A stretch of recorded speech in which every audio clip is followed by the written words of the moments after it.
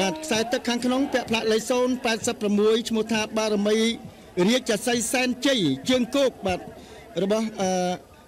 កងទ័ពជើងគោករីឯខ្សែទឹកខាងក្រៅពាក់ផ្លាកលេខ088ឈ្មោះថាស្រីសសុកសែនជ័យបាទទីស្តីការគណៈរដ្ឋមន្ត្រីបាទឥឡូវនេះឃើញថាទីស្តីការគណៈរដ្ឋមន្ត្រីស្រីសសុកសែនជ័យបាទដែលស្ថិតនៅខ្សែទឹកខាងក្រៅស្រស់ស្អាតបាទឯសន្តានពណ៌បៃតងនេះស្រស់រីឯចាក់ជើងចៅវិញគឺស្រស់គ្នាខ្លាំងមែនទែនអ្នករំក្បាលទូកបាទអាវឯសន្តានពណ៌ក្រហមអូចង្អុលក្រវីបាទជើងគោកក៏ខំប្រឹងដែរឯសន្តានពណ៌លឿងបាទឥឡូវនេះពេលនេះស្រីសសុកសែនជ័យទីស្តីការគណៈរដ្ឋមន្ត្រីបានចូលមកដល់ទីមុនគូរបស់ខ្លួនចាឥឡូវនេះទូកគូទី44ក៏បានចិត្តឈានចូលដល់ទីប្រត់ហើយដែរដែលខ្សែទឹកខាងក្នុងមានឈ្មោះថាស្រីសសុកសែនជ័យគឺជាទូករបស់គណៈរដ្ឋមន្ត្រី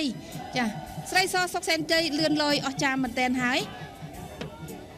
ចាទាំងសោភ័ណភាពនៃទូកក៏ស្រស់សង្ហា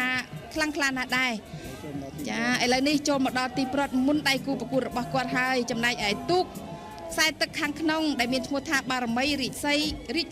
សែនជ័យចាគាត់ចាញ់តែល្បឿនទេចំណែកឯសោភ័ណភាពនិងបងចំណុះទូកមិនចាញ់ទេគឺស្រស់បំព្រងល្អណាស់ចា